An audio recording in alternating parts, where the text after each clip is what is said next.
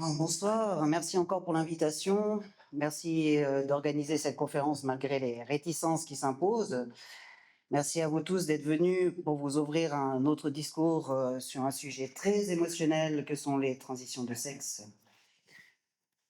Il est pertinent de vouloir se focaliser sur la protection des enfants et l'autorité parentale. Je pense cependant qu'il ne faut pas s'arrêter sur ces deux points. Il faut aussi prendre en considération les adultes et éventuellement suggérer leur protection. En effet, j'ai moi-même entamé une transition à l'âge de 24 ans. Je n'avais à l'époque trouvé aucun psy capable de m'aider à comprendre les origines de mon mal-être. Aujourd'hui, je sais que les explications résident d'une part dans le fait de souffrir d'un trouble ou d'une pathologie mentale, et d'autre part dans la souffrance qu'implique le fait d'être homosexuel, bisexuel, et dans le fait d'être une femme au sein d'une société discriminante. En parallèle, j'ai été happé par un mouvement identitaire montant, s'imposant dans l'imaginaire collectif et fortement défendu par des militants et des professionnels qui se donnent pour mission de convaincre que la cause de tout mal-être est l'identité sexuelle. Je vais vous raconter mon histoire. Je suis né en Suisse, en Valais plus précisément en 1989. J'ai grandi dans une famille modeste à Aisée où je n'ai manqué de rien, une famille aimante où je n'ai pas connu la violence. J'ai grandi aussi dans un modèle où la distribution des rôles était partagée entre les sexes. Ma mère s'occupant des tâches administratives, organisationnelles, familiales et ménagères, et mon père qui travaillait tard, rentrait pour manger et dormir, s'occupant principalement des tâches manuelles où il faut de la force, de la précision et de la réflexion. De mon point de vue d'enfant, j'ai compris très vite qu'il y avait quelque chose de faible chez la femme et de fort chez l'homme. Dès petite, vers l'âge de 3 ans, j'ai rapidement rejeté les attributs féminins, comme par exemple les vêtements, les jupes et les robes, les couleurs claires, les motifs à pois que ma mère voulait m'enfiler. Je ne voulais pas non plus, au contraire de ma sœur, recevoir du maquillage, des bijoux, des Barbies. Mon seul intérêt était les Playmobil et les jouets de mes frères. J'ai également rejeté mon prénom, Hélène. À l'école, je me sentais en décalage, incapable de me sentir semblable aux autres humains. Seule ma famille m'était proche. À la récré, je jouais seul avec mes Playmobil, observant les autres comme des êtres étranges, à la fois intrigants et intimidants. Vers l'âge de 8 ans, j'ai été confronté pour la première fois à de la pornographie. Dans la même période, il est arrivé que des hommes m'utilisent sous la contrainte pour satisfaire leur curiosité perverse. Je ne me plaignais jamais à ma famille. Une fois la gêne passée, je reprenais mes occupations comme si de rien n'était. Puis j'ai grandi. À l'adolescence, j'ai vécu la transformation de mon corps comme une violence. Les seins qui poussent, les hanches qui s'élargissent, les menstruations. Ce n'était pas à moi.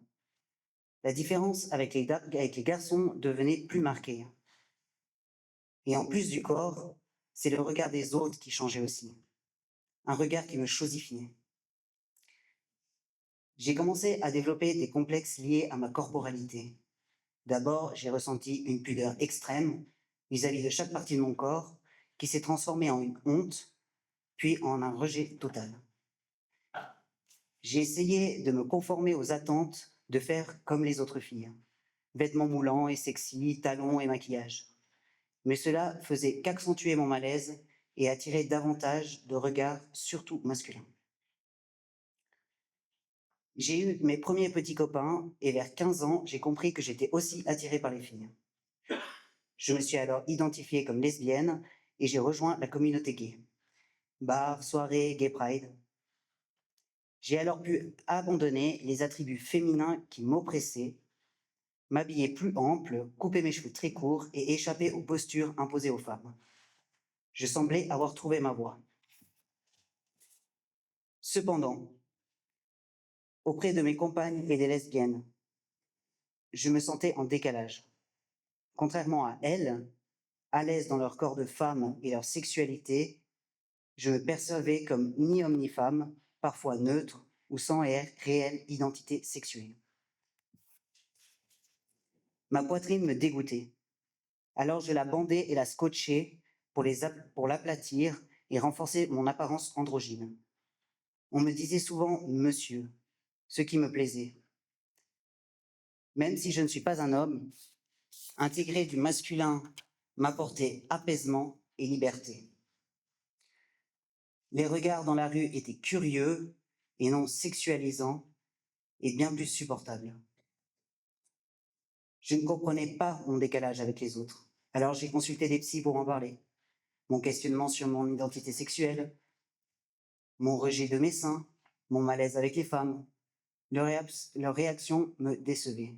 Moquerie, simplification ou silence, et je ne retournais jamais les voir.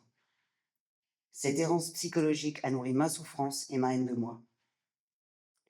J'ai cherché sur Internet et découvert une association trans à Lausanne. Malgré mes peurs, j'y suis allé et j'ai trouvé un monde où mes ressentis étaient normaux. J'ai rencontré Adam, une fille devenue garçon qui m'a montré son torse parfait et parlé des différentes techniques pour enlever les seins. Exactement ce que je voulais. Le psychiatre qu'on m'a recommandé m'a diagnostiqué trans. Tout s'est éclairé. Mon rejet des jouets, du prénom, de mon corps, mes rêves d'être garçon, mon décalage avec les autres. J'étais enfin prête à me libérer de mes seins et à vivre pleinement ce que je ressentais depuis l'enfance. À 25 ans, on m'a amputé les seins. Peu de temps après, j'ai tenté de me suicider. Avec le temps et le soutien de la communauté, j'ai accepté cette nouvelle situation. Un endocrinologue, que l'association m'a recommandé, m'a prescrit un traitement de testostérone qui a modifié ma voix, mon corps, ma pilosité, mon sexe, mon odeur, et ma tristesse a disparu. Finalement, j'ai changé de nom et de statut. Je suis devenu Lio, un homme de 27 ans. À 28 ans, pour apaiser ma dysphorie et accélérer ma transformation, une gynéco recommandée par l'association m'a fait une ablation de mes ovaires et de mon utérus. Me voilà presque complète.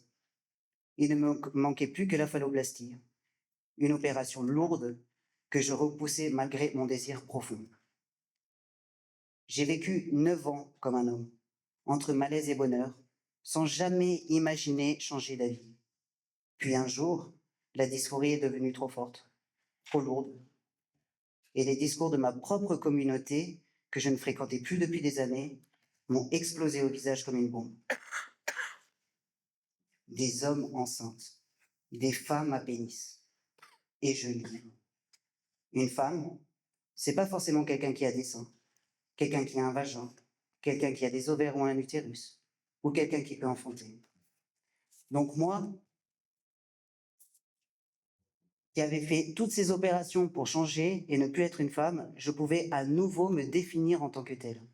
Ce fut la crise de dysphorie de trop. J'ai compris que si tout le monde peut être une femme ou un homme, alors ces mots ne veulent plus rien dire. Le choc était violent. Et je me suis dit, mais je ne suis pas rien. Malgré mon parcours, les spécialistes, ma haine de moi-même, j'ai dû l'admettre. Je ne suis pas trans, je suis une femme. Reconnaître cette erreur a été très dur. On ne m'a pas aidé à me comprendre. On m'a poussé à fuir qui j'étais, à m'effacer. Alors j'ai cherché à comprendre. Si ce n'était pas bon pour moi, pourquoi le serait-ce pour les autres? Pourtant, j'avais vécu tout ce qui est censé définir l'être trans. Et ce n'était pas la réponse à mon mal-être. C'est à ce moment précis que j'ai compris qu'on m'avait simplement pris en charge d'une façon et que cette façon pouvait être tout à fait remise en question.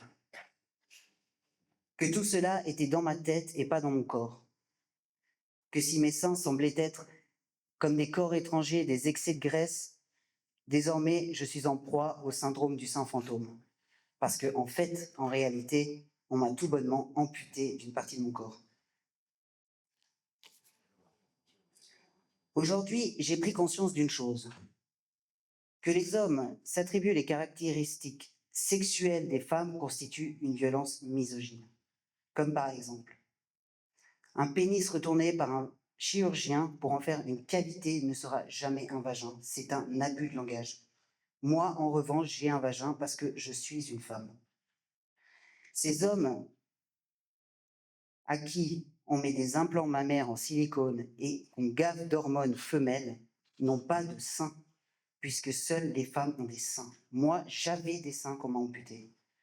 Un homme n'a pas non plus de menstruation et ne peut enfanter. Moi, je pouvais enfanter. Hélas, désormais, cela m'est impossible car on m'a stérilisé. Quand un homme s'habille en femme, ce n'est pas un problème en soi. Mais quand un homme affirme être une femme et le montre en portant des robes, des jupes et des talons ou du maquillage, c'est autre chose. Porter une jupe ne fait pas de lui une femme. Il existe des stéréotypes vestimentaires, des codes sociaux, des formes d'expression que certaines femmes choisissent librement de réinvestir sans que cela nuise à l'équilibre social. Une femme peut porter une jupe sans pour autant valider les clichés sexistes. Mais ces stéréotypes ne définissent pas ce qu'est une femme. Les femmes ne sont pas discriminées parce qu'elles portent des jupes ou du maquillage, elles sont discriminées parce qu'elles sont de sexe féminin. Il est évident que ce sont les femmes qui subissent le plus de violence à travers ce mouvement trans, obligées de partager leur espace, leur poste, leurs droits, ne pouvant plus se décrire par leurs caractéristiques sexuelles qui font d'elles des femmes et des êtres différents des hommes. Il est frappant de voir que ce sont surtout des jeunes filles qui choisissent de transitionner. Être une femme n'a jamais été simple, même dans nos sociétés modernes qui se veulent égalitaires. Les femmes restent des cibles de nombreuses discriminations et violences, et aujourd'hui, une nouvelle forme de violence apparaît venant d'un mouvement qui prétend parler au nom de l'identité, mais qui, en réalité, efface ce que signifie être une femme. Depuis toujours, les femmes subissent la domination et la violence des hommes. Cette violence prend aujourd'hui une autre forme, celle d'un discours qui nie leur réalité, leur corps, celle d'une communauté qui les déshumanise. J'ai beaucoup de peine à accepter que face à mes souffrances, personne ne m'ait aidé à me réconcilier avec moi-même, qu'on n'ait pas choisi une thérapie pour m'aider à comprendre et à démêler mes pensées, ni à accepter la dure réalité. Et que des équipes transaffirmatives, guidées par des croyances plutôt que par des connaissances, mais au contraire enfoncées dans ce que je considère aujourd'hui comme un délire. Alors oui, j'y ai cru, et croire ne devrait pas être un problème. Croire en la théorie du genre ne constitue pas en soi un problème, à partir du moment où cette croyance ne crée pas plus d'effets indésirables sur soi et les autres que d'effets bénéfiques. Je pourrais très bien aujourd'hui me déclarer trans, personne ne pourrait remettre en question mon ressenti et mon choix. Mais est-ce le rôle des psychiatres et des médecins de valider mes idées, mes ressentis et mon délire? Est-ce que tous les membres de notre société sont tenus de me croire sans jamais remettre en question ma vision? J'ai vécu 10 ans comme un trans sous testostérone et désormais, je dois suivre un traitement à vie parce qu'on m'a retiré une des choses les plus essentielles à ma santé, mes organes sexuels. Moi, je refuse de jouer le jeu en disant à un homme qu'il est une femme et à une femme qu'elle est un homme.